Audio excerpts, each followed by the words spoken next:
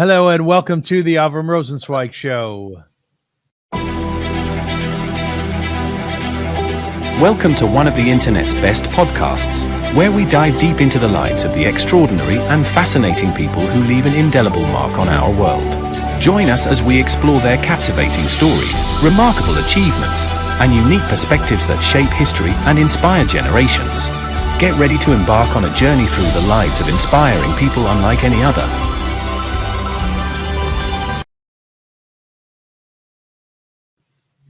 Hello, folks, and welcome to the show. My name is AVRUM ROSENSWEIG, and I'm delighted to be here with you.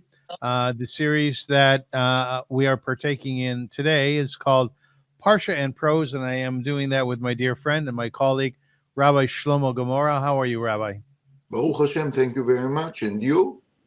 Yeah, thank God. I'm doing very well. Thank you. I appreciate it. Now, productive week after Yom Mote, Yom HaZikaron. This was a very busy week last week. Yes, and my weeks, thank God, are very full. You know, there's a question about Arichet Yamim, that length of days that one gets for respecting their parents and for Shiluach HaKen, sending away the egg so that the mother should not feel pain. And there's a whole discussion in the Gemara about Arichet Yamim because, you know, there are situations where someone does respect their parents and they don't have length of days. So one of the rabbis says that length of days means that all of your days are lengthy, which means that all of your days are full of meaning and purpose, right? And I thought that's very beautiful, and I thank God that where I'm at in my life, that indeed my days are long, but they're long with very, very compelling and beautiful things. How about yourself? Baruch Hashem. I think that when you are working in a school, you work with students. I would say that in a way, which is very interesting, it's in a way you manage to infuse to the day more than the day can take. Namely, think about it like you infuse and you seed, it's a better word, you seed in your student something that caught many people to make life more meaningful and more impactful. So you actually get immediately the interest by teaching your students. So you feel more than your own day. I can do, let's say, 70% of my day, and yet if I taught a group of, let's say, 20 students, and each one of them will be inspired to do something good, in a way I get the interest here. Could you have been a salesman? I'm very bad at it. I'm very, very bad at it. I don't think so. I would, if I would be a salesman, I would cause damage to my company. You know, like people will, no, I cannot pay this. No, not a problem. Like, Don't worry about I don't think that you want to have me like a salesman. Right, death of a salesman. So, Rabbi, last week when we talked in Shivim Panim, which is the beginning of our show where we talk about personal things and things having to do with the Jewish people and Torah, you said to me, remind me to tell a story about eggs and cheese. Yes. So there is a very interesting story in the Talmud about a Roman soldier who stopped a kid in Jerusalem. He wanted to see, they all knew that the kids of Jerusalem are very smart. So he brought him 2 eggs, and he asked him, tell me, which egg belongs to a black chicken and which one to a white one? So the child, little boy, apparently 6-7 years old, said, wait a second, and he brought 2 pieces of cheese. And he said, if you can answer me what piece of cheese comes from the black sheep and which one came from a white sheep, then I will answer you your question about the eggs. So this is a story in the Talmud which seems to say what? That he was as smart as a soldier, let's put it this way. That's simple understanding. But when you go a little bit more inside it, did you ever think about like the difference between cheese and egg? A little bit. So I'll tell you what I think is happening here and what the Talmud tried to tell us, because it's a nice story, but you will not find it in the Talmud. I'm sure that there are many nice stories to say. But the difference is the cheese is a final product. Nothing can come out of cheese. And an egg is just the beginning, because you can have the egg and to have another chicken, and another chicken comes from it. And I think that maybe in a way the little boy wanted to tell him that we have future, like the eggs.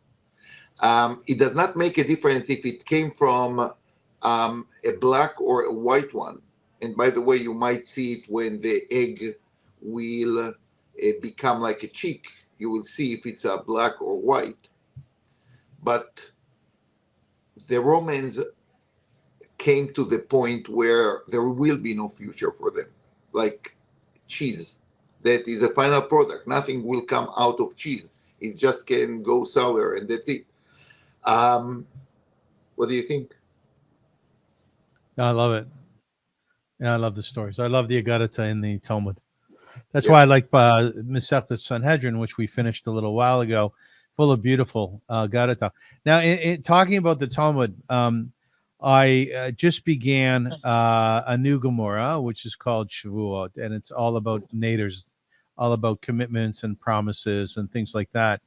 And It's a very hard masechet. yes, it is indeed. And I wanted to ask you, because I really appreciate the way you learn Gemara, and where you will give sort of a universal and eclectic understanding of what the essence is of that particular tractate.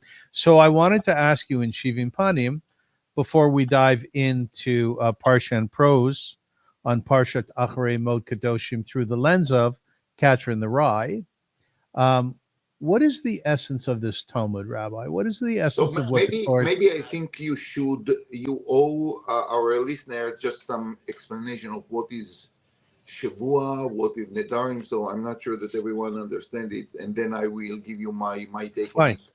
So the Torah places significant emphasis on the sanctity of speech, particularly regarding oaths and vows and other commitments or promises. It's huge. It's huge. On Kol Nidre, when we go to the shul, right? Well, we actually stand before God and we disavow ourselves of any commitments we've made. Very strange on Yom Kippur. These verbal obligations are treated as binding, reflecting the power of words to create moral and spiritual responsibilities. The Torah demands in this area primarily outlined in portions like Kedoshim, which we're talking about today, Matod, Nitzavim, as well as elaborated in rabbinic sources like the Talmud and Maimonides, Mishnah Torah, which underscores integrity, accountability, and reverence for God's names. That's a bit of a context of how the Jewish people, how the Talmud looks at making a vow.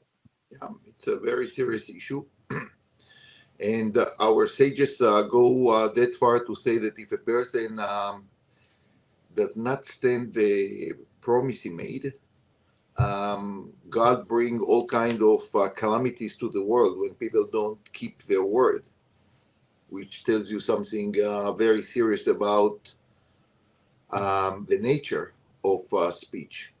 And I would say that we have to remember that what defines human being is a speech. We have to remember that we come at the end of a chain of creation.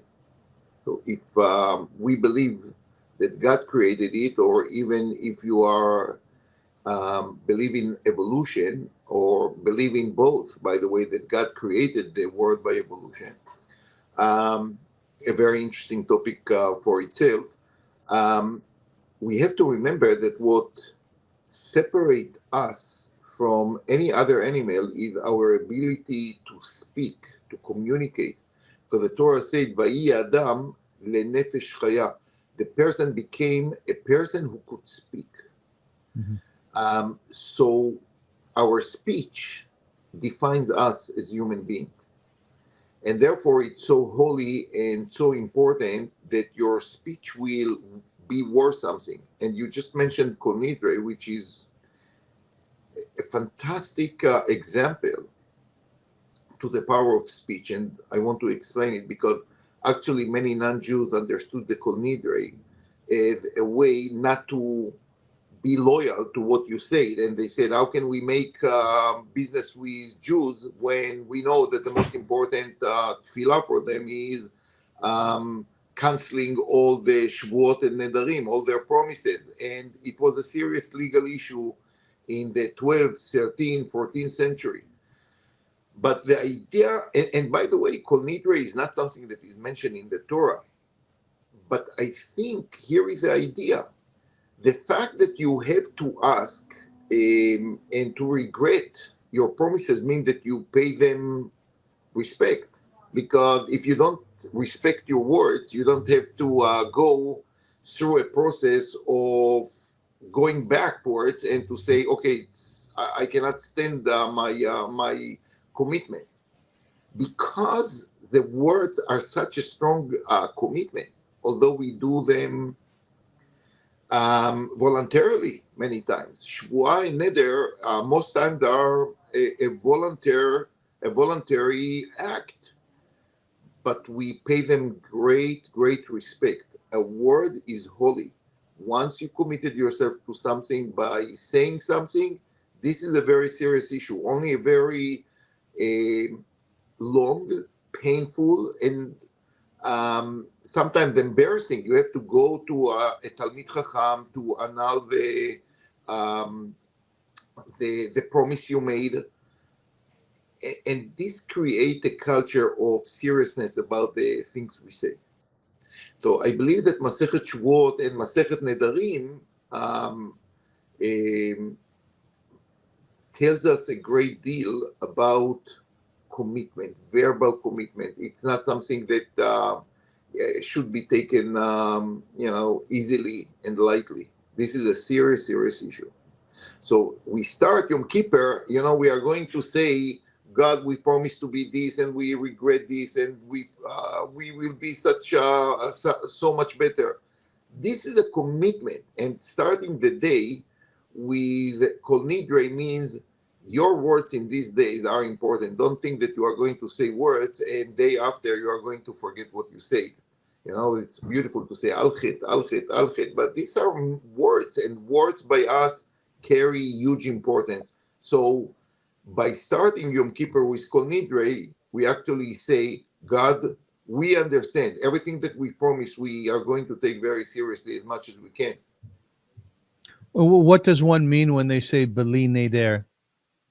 Beli Neder is exactly, again, like this. Like, I want to commit myself, but I know how serious is commitment, and I know also that sometimes, I might not be able to keep my word. So I say Bli Neder. But Bli Neder by nature means not like something like this. No, I'm not serious about it. I just say it. Because many times we just promise things that we cannot say. And it's very interesting that the Parsha of vows was the only Parsha that Moshe Rabbeinu told the heads of the congregation, Daber el Rashi Amatot, because they are the people who most likely to promise and not to mean it.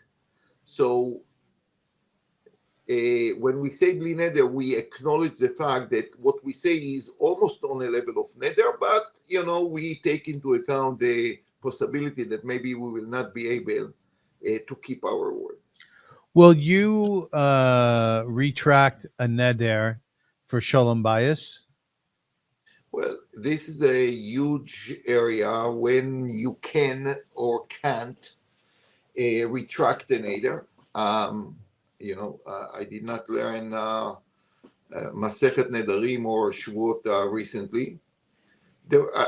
Listen, when a person wants to retract his Neder, he's going to a Talmid Chacham, or he's going to make clear what are the reasons behind it, because we want to keep a balance between normal life and the speaking. So Shalombite for sure might be a very heavy reason why a person should not keep his neder. But at the same time, I would say before he does the neder, he should consider what does it mean, how can it influence his life before and after the shvuah or the neder. You know, Rabbi, I'm sure this is an entire podcast in of itself, but now that we're touching on it, what's the soul of Shalombite? What's the essence of it? He's just, we see the relationship between husband and wife living together as a temple.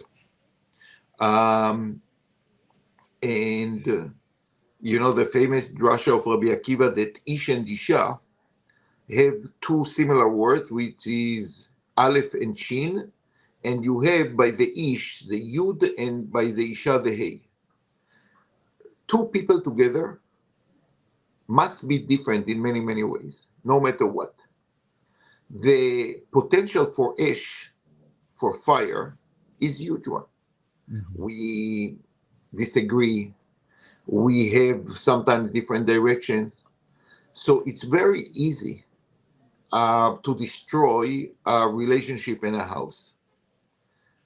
You take the Yud and the Hey, which create the name of God, Yud Hey, and when you make it the most important thing in the house, then it's like the fire turns to be warming, enlightening, inspiring. So you need the both of them. And if there is no shalom in the house, then like God is running away. Mm-hmm. So Shalombite is fundamental to build a place where you are going to inspire your children, inspire yourself. And we are going to a great length to keep Shalombite. And I will tell you that one of the most important jobs of rabbis is to help people to create Shalombite. And we have many stories in the Talmud, in the Midrashim, which are unbelievable, how far our sages went for Shalombite. Do you have to work on maintaining Shalombite yourself within your character? I don't believe that there is one couple in the world that don't have to work on it. My question is, are you easy or hard to live with? You will have to ask my wife. A joke said, how do you maintain Shalombite? I understood this joke only when I came to Canada. Yes. So when your wife wants badly something, so you say, okay, shalom, bite, Shalombite. Very good. Yes, my last question before we dive into Parsha and Prose. Do you not wear glasses? I used to wear from the age of 6, I believe, because I used to read a lot under the blanket. So when I was in grade 1, I was the only one already in my class to wear glasses. When I went to the army, it became very, very not comfortable at all to have glasses, especially when you run. What happened is that the glasses had lots of fog on it. It fogs up. Yeah. So it was at the time where contact lenses came to Israel. I don't know if you remember them. It was in the beginning very like the hard. Yes. Yeah. And I wear them. And it worked mostly. Sometimes if you are in a dusty place, it's terrible. But I got used to it and I love it. So I still use contact lens. In Hebrew, it's adashot maga? Adashot maga, exactly. What does it mean? What's the translation of that? Adasha is very interesting. Adasha in Hebrew is lentil.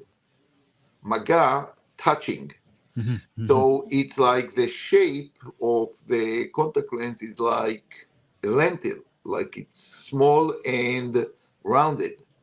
So this is adashot maga, and they contact the contact lens, like Will adashot maga. you find out a shot or a shot in the Torah? First of all, you find it in the story of Esav and Yaakov, Nezid Adashim, like he cooked for him like lentils. Yes. In the more Mishnaic,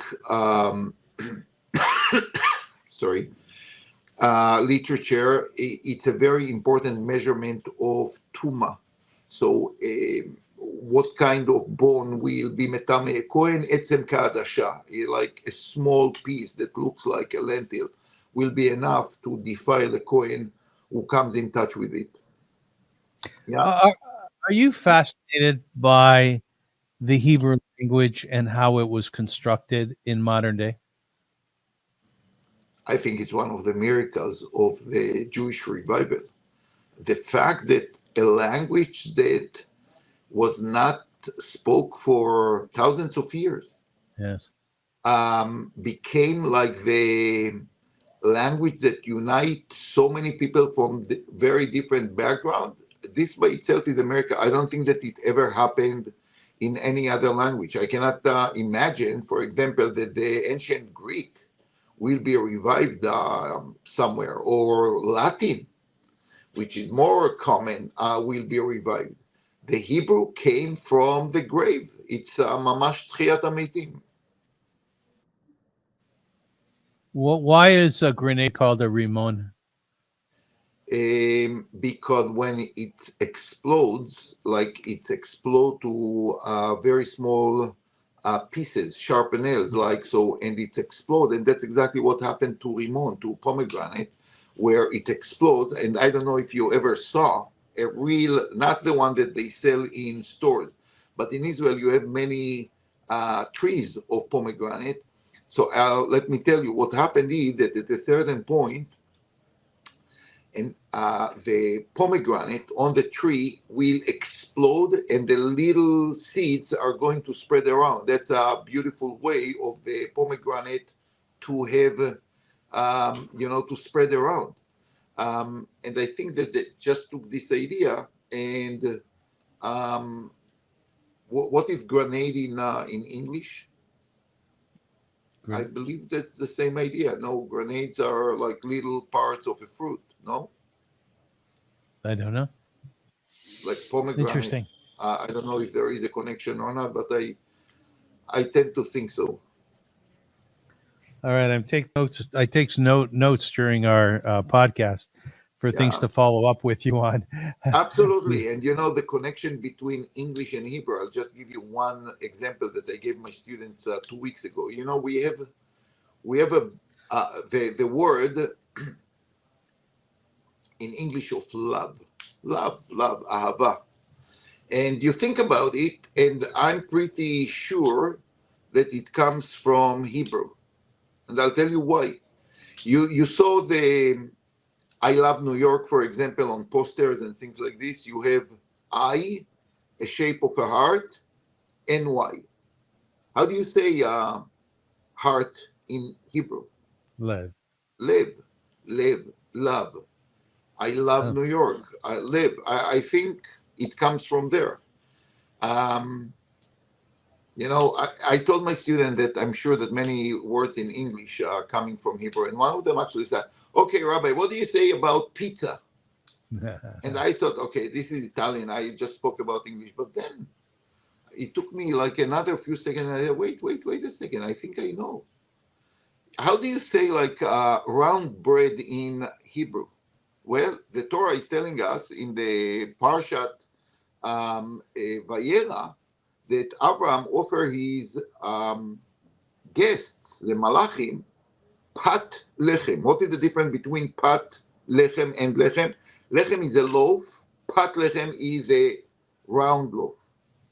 And we know that because the Arabs changed the pat in Hebrew to pita. Mm-hmm. But when it arrived to the Balkan, they cannot pronounce tough with dagesh, ta, and it turned to be pizza. The pita, the pa turned to pita, pita parent changed to pizza. So yeah, actually pizza came from Hebrew too. I love that.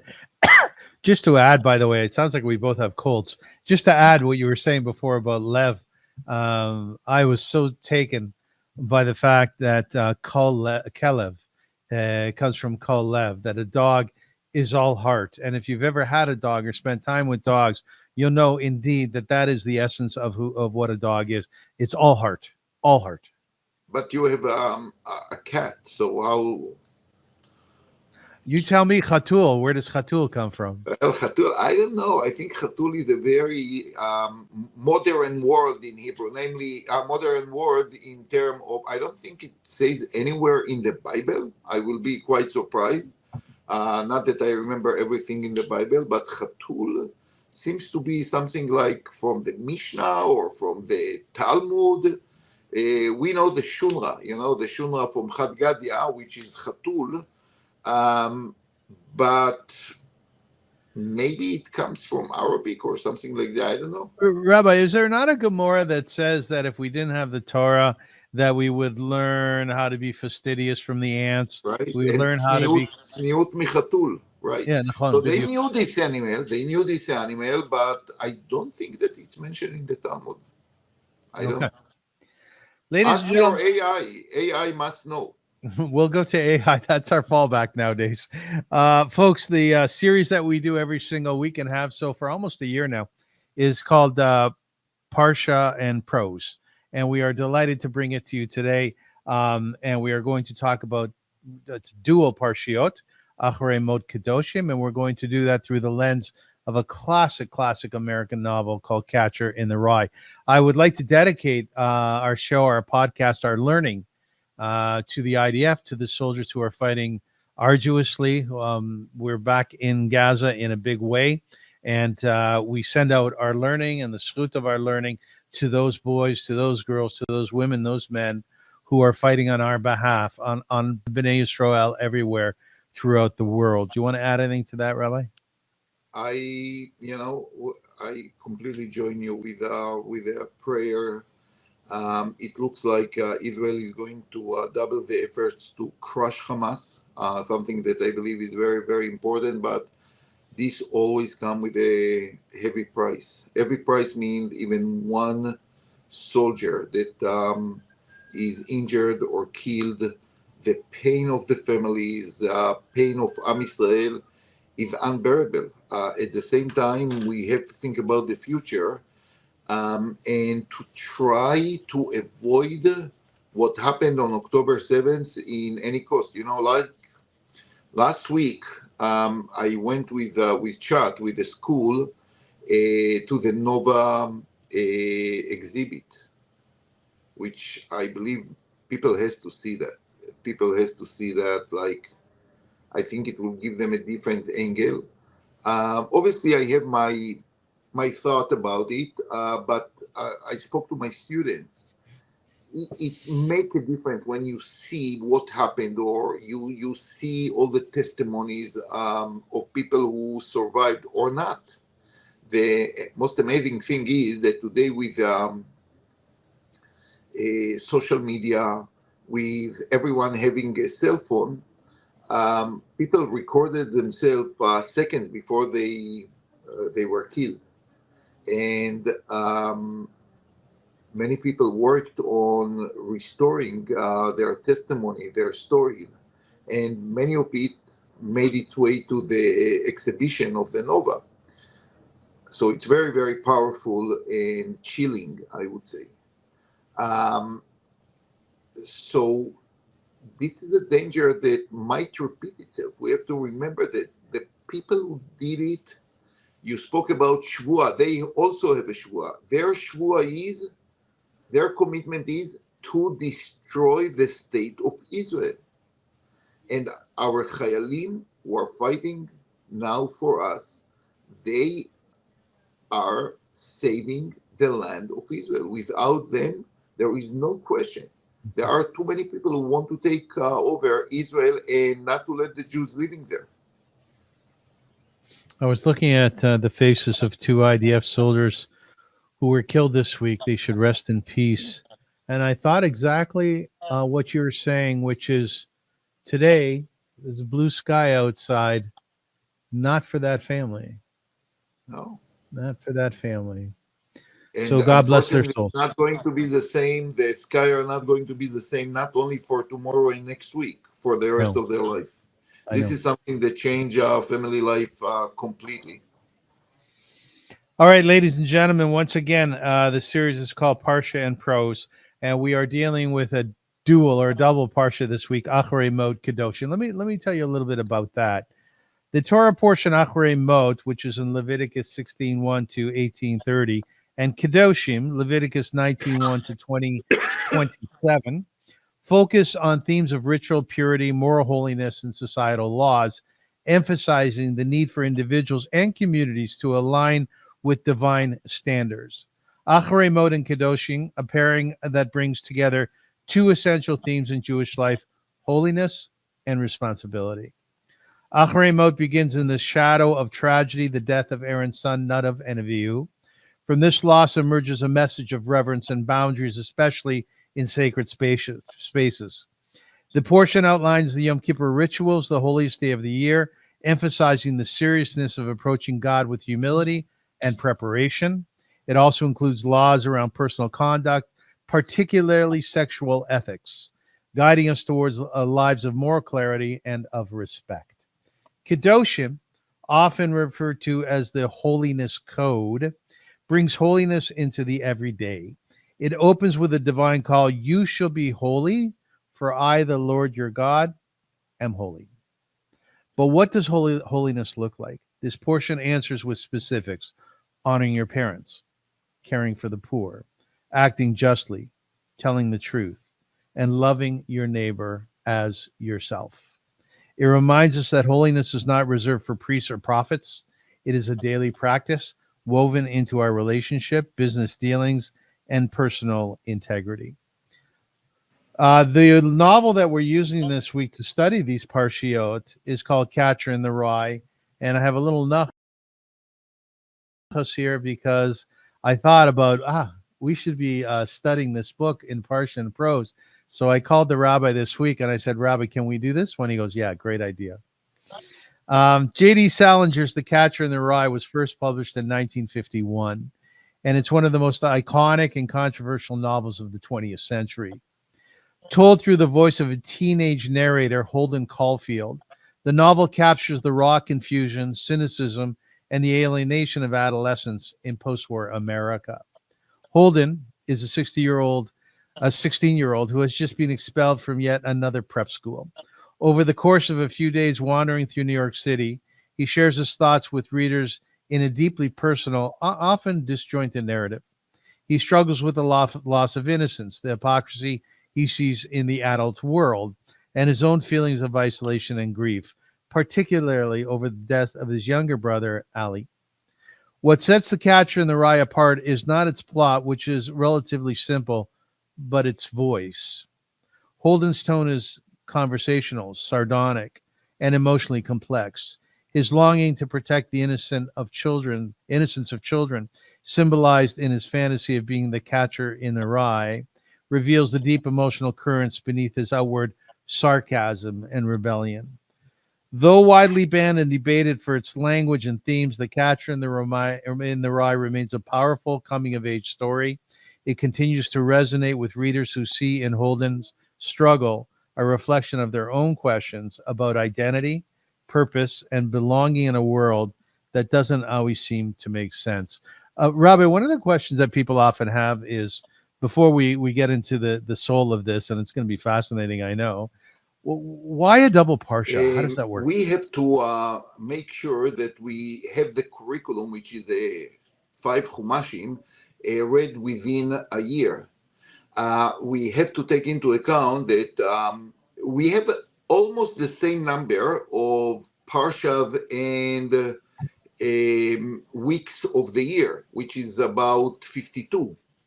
However, some of the Shabbatot are occupied with a kriya for Yom Tov, and then you don't read the Parsha, like we had on Shvi Shel Pesach, for example, that was Shabbat, but we don't read the Parsha, we read the portion of Yom Tov. And by the way, here is another word, portion, Parsha.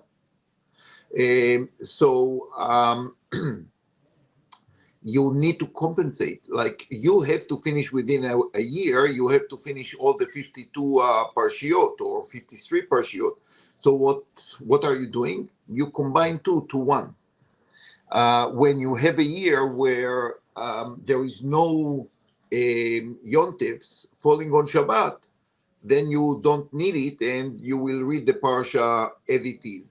But the chance that no Shavuot and no Rosh Hashanah and no Sukkot or Pesach will fall on Shabbos is very, very small. So you always must like to compress them together. Rabbi, why did you like Catcher in the Rye as a way to understand Okay, Acharei first of all, I have Mot-Kedoshim to better? admit, I did not think about it, shame on me, but when you asked me if we can do about it, I said, how could I forget the catch in the rye? Like, because this was for me a very important book. I do remember exactly when I read it, and I'll tell you, this is interesting. The only time I was hospitalized in my life, it was with a very serious infection. We came back from a trip in the Kinneret, and I felt awful. I couldn't drive. And when we arrived home, it was like I got like in Celsius, like 41. This was like 104, I don't know, something like this in Fahrenheit. And we went to the hospital, and I had to spend some time in the hospital with antibiotics. In Israel, there is something very nice. Maybe here too, you have like a cart with books that is going between the beds, and there are usually like volunteers, old ladies that are going and offering you newspapers and books. And you know, in the hospital, you cannot pick too much. I look at the books and I see Tafsan Bisder Shipon, which is a Hebrew translation to Catcher in the Rye, the Catcher in the Rye. And I take it, and one old lady say, "The lo bishvil rabbanim," it's not a book for rabbis, which obviously made it an obvious a book that I must read. If she said it's not for rabbis, I must read it.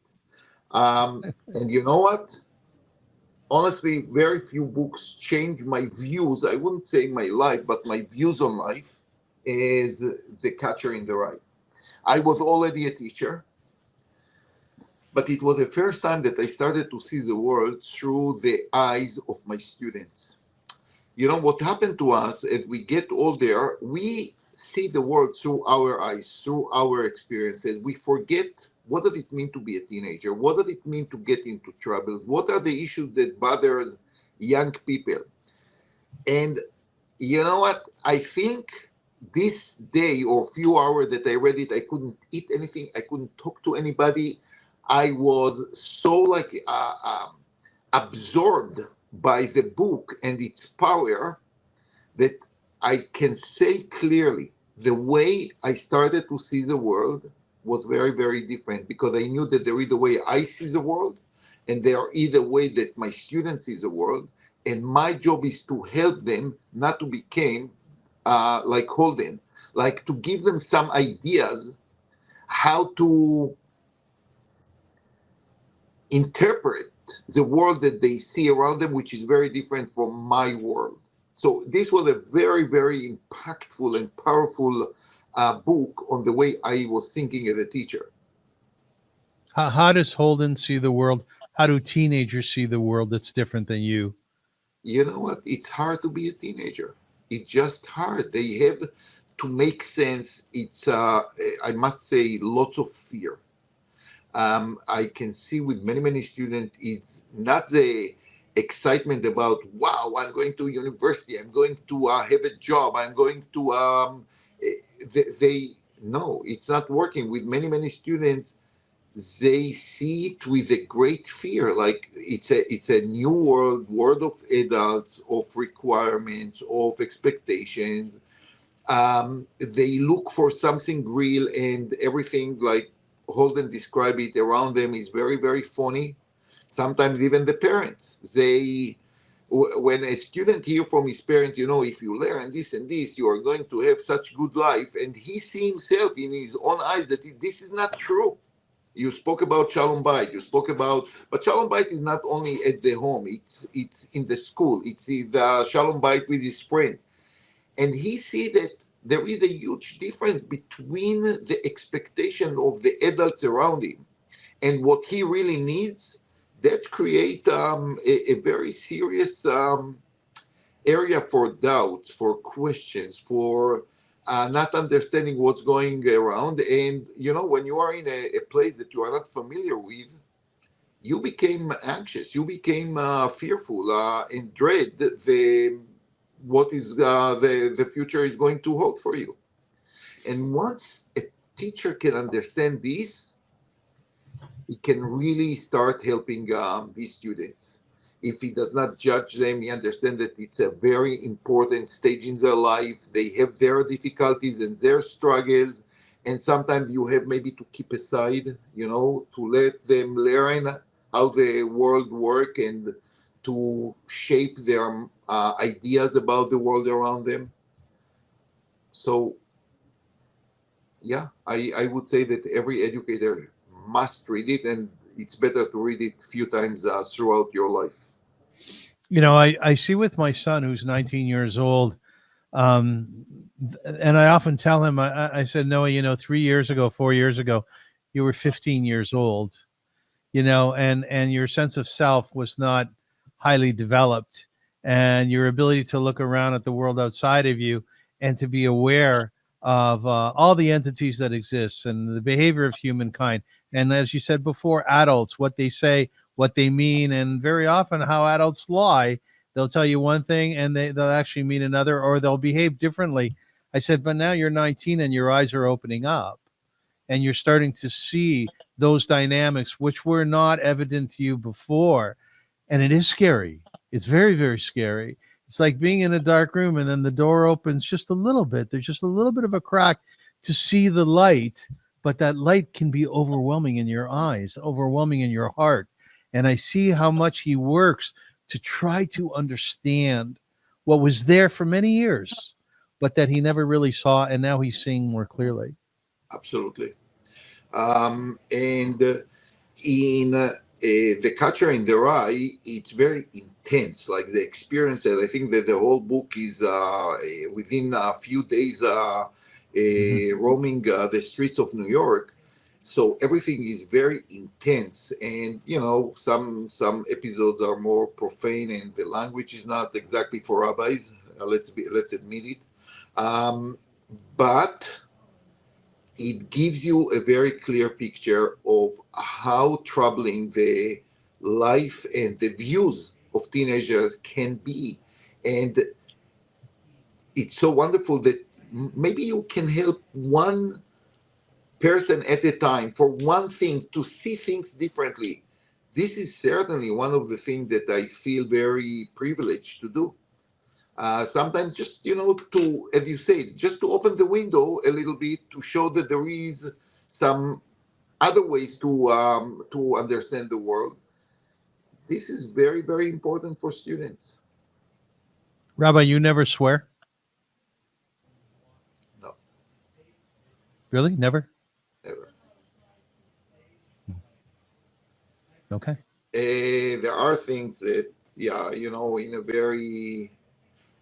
in a very young age, I think this was like out. My parents were a very good educator, and this was not even something that I had to fight with myself, like profane language, out. Even when I was in the army, and in the army, like people swear all the time. I honestly cannot remember, and not that I hold myself such a righteous person, but it was out of our culture from a very young age, like to make sure that we speak properly. Okay. Holden's search for authenticity and the Yom Kippur find in Acharei Mote. The Acharei Mote portion describes the Yom Kippur atonement ritual, which seeks to purify and restore Israel's relationship with God. How might Holden Caulfield, who despises phoniness and craves authenticity, view the elaborate rituals and sacrifices outlined in Leviticus 16? Would he see them as genuine expression of repentance, or as holy, or would he see it in fact as hollow, a performative act? The answer is, I believe, the two of them. And let's talk about Yom Kippur. Although I did not want to discuss this issue, I wanted more to talk about Kedoshim. But I think you raised a very important question, like rituals and authenticity, which many, many times are against each other. And let's talk about Yom Kippur. The Talmud and the Mishnah are telling us about a period which was 1 century before the destruction of the temple, or 1.5 centuries before, where the Kohen Gadol, the high priest, that all the work of Yom Kippur was appointed because he was rich and could bribe the Roman people who controlled Jerusalem. Now, what do you think? A person who came, or let's talk about Holden, coming to Beit HaMikdash and see a Kohen Gadol like this, like getting all the glory and all the respect and admiration of the people, where as a person, he might be corrupt to the core. Mm-hmm. Well, you just have to read the Catcher in the Rye and you know exactly what he would think about it. And let me tell you something, not only him, our sages looked at him at the same way. Because a Kohen Gadol, first of all, must inspire the people by his own behaviors, by his own personality. So you can come to certain generation. I'm sure that everyone who saw Aaron in the Mishkan, he was inspired. A person who represented peace and making Shalombite. This was one of his expertise, to go to people and to resolve issues. They were inspired after meeting him. And I think that's a search of Holden. He wants to find real people, which is very, very hard to find, by the way. And so for your question, I would say that rituals help to regulate certain behaviors, to keep them in a way that they are repetitive, that every person can do them. But at the same time, we touch upon issue that we raised many, many times. Okay, this is a ritual, but what is behind it? Are you really a holy person? Are you a righteous person? Are you a person that the mouth, as you said about Shavuot, and the heart are equal? They are exactly on the same level or not? And the Catcher in the Rye put in front of our face the need to assess the world around us. If what is the authenticity of what we see? Is it real or is it fake? Is it phony or is it the thing itself? So the answer is both. It can be phony. It can be just a ritual with no neshama to the ritual. It can be something that is inspiring, like davening. Davening is inspiring or not? Well, I can tell you, sometimes my davening is a ritual. I just come, I say a few words, and I'm not sure that I was changed by the davening. Sometimes I'm lucky that I'm a different person after davening than I was before. And I call it to be lucky, to really change through the davening. Rabbi, do you know really authentic people? I know few. What makes them authentic? No shticks. Very, very simple. I know people, I'm lucky to know people who have no shticks. They have a very small ego. They will be honest with you and tell you what they think about you, about things. but there are not too many. Especially, I must say, here in Canada, in Hebrew we have like expression dugri, la partzuf, right to your face. People will tell you what they think and what they hold of you, which is, it can be very hurting, but if you take it the right way, you will change. That's why I think, by the way, that in the army, so many people going from childhood to adulthood very, very fast, because in the army there are no shticks. Like you get very, very quickly from people around you feedback about your personality, not about what you say, not about your intelligence. It's about you as a person. You have to help, you have to care, you have to assist, you have to initiate, and you get the response right away. So what people here might go through years and years in work until someone gives them a feedback. In Israel, when you are in the army, you get it on a daily basis, on an hourly basis. Which is a huge thing. Here in Canada, you know what? It took me a long time to understand that when I don't want to generalize, there are wonderful, beautiful people here, no question. But sometimes when, I don't know, things are not completely genuine at times, let's put it this way. A compliment is just like a ritual. Okay, people have to compliment you for something. That's why I think we became good friends, AVRUM, because you have no shticks and you tell me what you think. And if you think that I say something which is wrong or not true or not appropriate, you tell me. And I love this. You are the Israeli friend that I have here in Canada. Thank you, Rabbi. Rabbi, is Dugri not Arabic? I'm sorry? Dugri, is it not Arabic? Which one? Dugri, the word Dugri. Dugri is, I guess it's more Turkish than Arabic. Yeah. Okay. Remember that the Turks were in Israel until, 80-something years ago, more, 110 years ago, and many words like Yalla, Balagan, Dugri, all these words are coming from the Turks, I believe. Okay. In Acharei Mote, Leviticus 18, it lists forbidden sexual relations to maintain holiness, many of them. Holden often feels alienated by societal norms and struggles with intimacy. How might he react to these strict moral boundaries? Would he view them as oppressive constraints or as a way to protect authentic human connections? I think the laws of especially sexual morality has to be exercised from a very young stage of your life. That's the reality of it.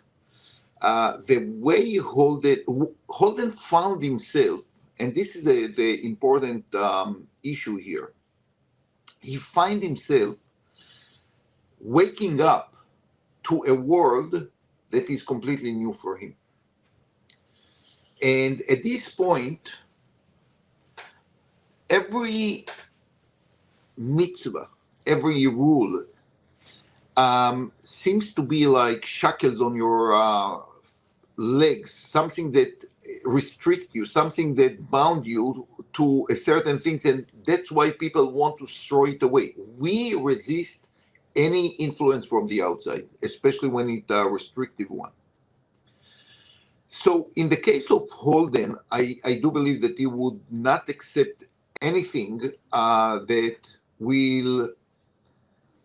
will come from the outside to him. He will see it as something that tries to change his personality, and maybe rightfully so. What we read in Parsha Kedoshim starts in a very young age, and we have in Jewish life a concept of chinuch. You start practicing certain things in a very young age. And when it comes to sexual morality, we have to remember that since like in the age of 13, 14, a person physically is already ready for establishing the next generation, something that used to happen until not long ago, maybe not in Europe, but in many places, like 15 years old, 16 years old, got married. I'm not talking about the girls who are sometimes even younger. And the idea of the Torah is to educate you to live life of Kedusha, life on a higher level, until, I would say, the inner part of your soul and heart and neshama, and your outer desires and the world around you come to make peace together. But to start it at the stage of Holden, I think it's impossible. And by the way, that's the major challenge that we have, especially in Jewish education or religious education, because for many people, they wake up when they are teenagers with very little knowledge about the world where they have to function before. And when you find yourself in the age of 15, 16, in the situation of Holden, you are going to be very, very confused if you didn't start it before. And then you have to find a method or a way how to bridge the world of Jewish expectations and your search of authenticity, of understanding the world in a certain way. And this is a very, very difficult task to bridge these two worlds.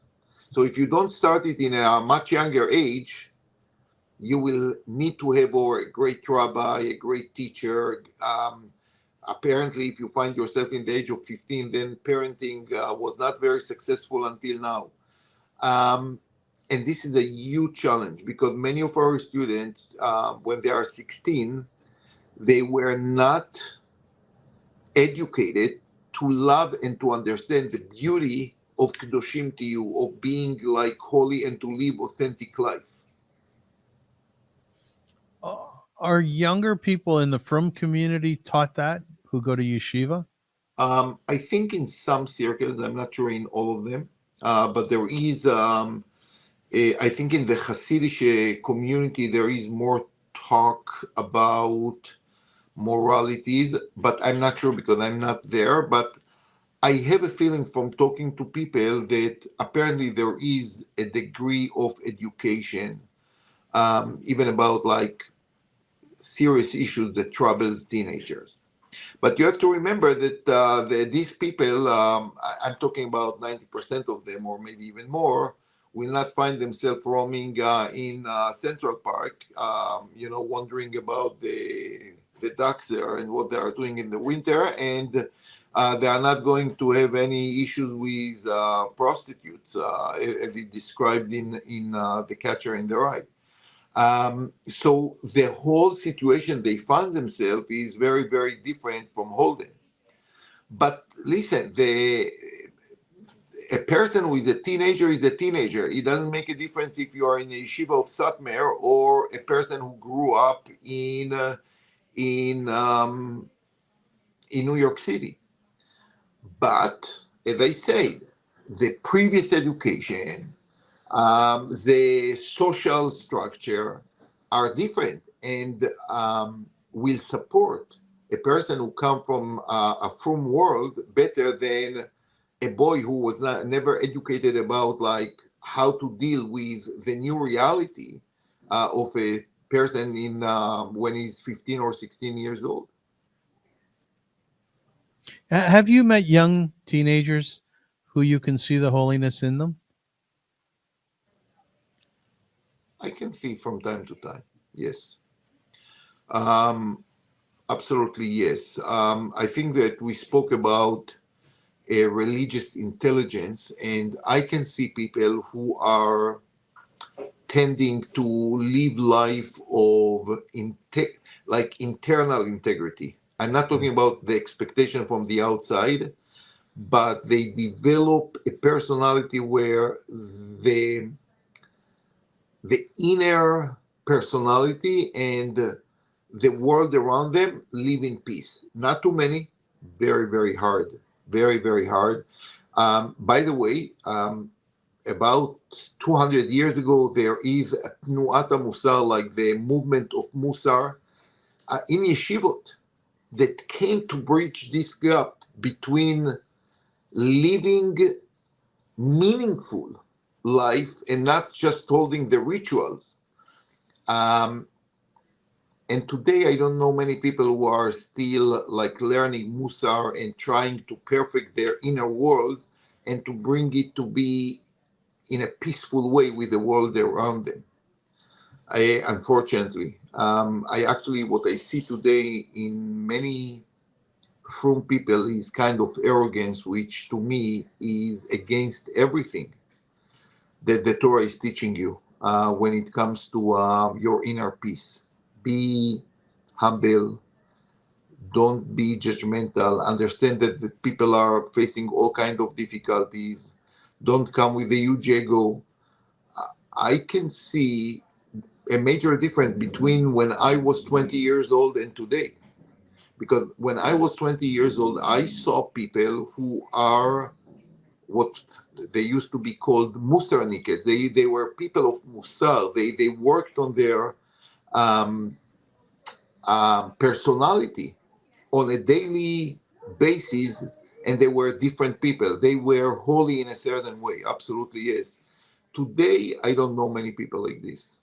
But, maybe I'm not in the right circles. Rabbi Kedoshim emphasizes caring for the poor, the stranger, and the disadvantaged. Leviticus 19:9 to 10 and 33 to 34. Holden shows deep empathy for vulnerable figures like his sister Phoebe and for the ducks in Central Park. How might he connect with these commandments to leave gleanings for the poor or treat strangers with kindness? That was the reason why I wanted to connect it to Kedoshim. I think that he will find it quite amazing that these feelings are regulated, well regulated, and every person, we direct people like to leave the peah in the sade, in the field, to think about the poor person, about the widow, about the person who need our support. And support does not mean always just giving them portion of your money or your produce. It's to give time, heart, to talk to them. I think that Holden would find it very refreshing, to be honest.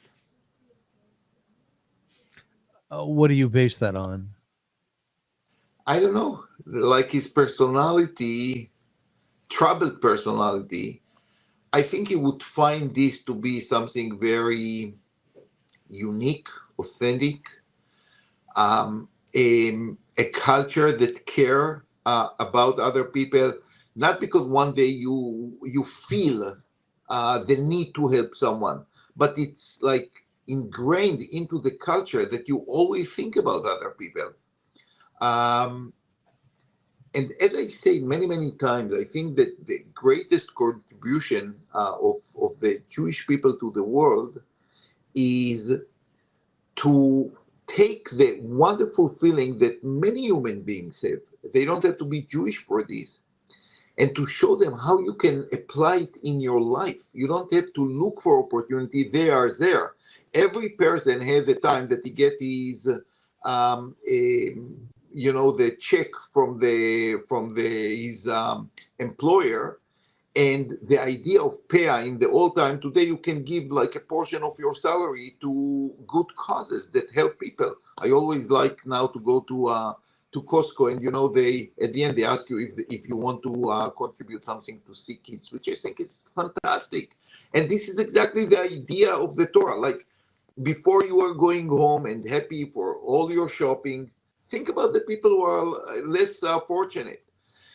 If people would search for all kinds of Jewish rituals, I think their life will be improved immensely. Like the idea of having Shabbat and like one day that is unique, not for work and not for all your daily things, but to think about yourself, about your family, about the world around us. I think society could be so much better if they would just like take some of what we have and apply it in their own life. Yeah. It's interesting what you're saying about having an inherency of kindness. And I know some people like that, particularly some people in my family. And I think about AVRUM Avinu and Sarah, who their essence was kindness. We know them for chesed, to the extent that Avraham left meeting with God to go tend to strangers. But I also think, like the Rambam talks about the derech emzai, one should find the middle road. One has to be careful with their kindness too, right? Absolutely. Right. Kindness exaggerated can be a problem. It's very, very true. And, it's interesting that you mentioned it. And I will tie it to something that we said before. When the Torah describes improper sexual relationship, she uses strangely the word chesed asu. They did kindness. Because when you don't put boundaries on kindness, you might come to improper behaviors too.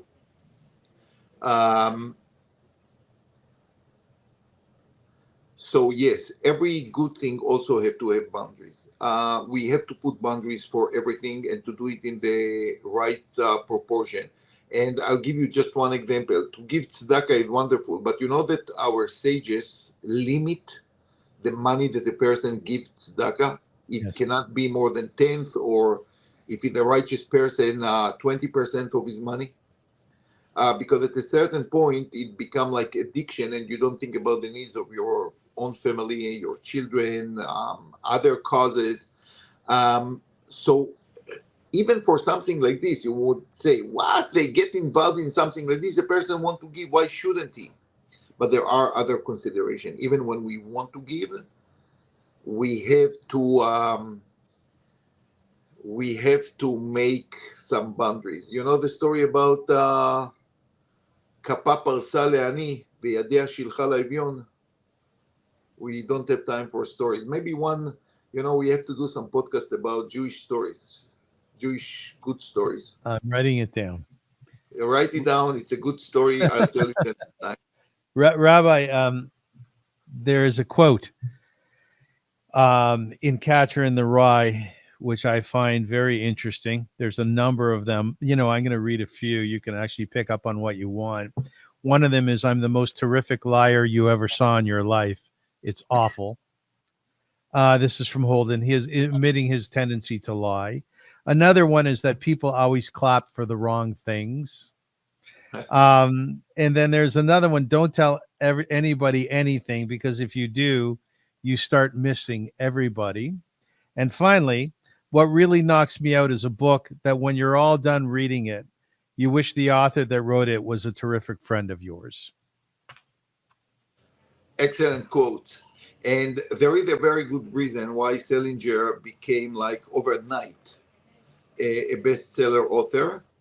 And you know what? In a way, he was authentic. Like, think about the fact that he never wanted to make it to a movie. Right. It was the only book I think he wrote, maybe one more. But and the interesting thing, which I found fascinating, I found it only like 2-3 years ago.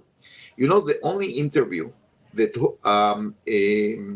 Salinger gave was not to New York Times or Wall Street Journal, all the big. Listen, he was until this very day, it considered to be like a classic of the 20th century, right? Yes. But he didn't give interviews about it, and I'm sure that there were a lot to ask him. The only interview he gave was to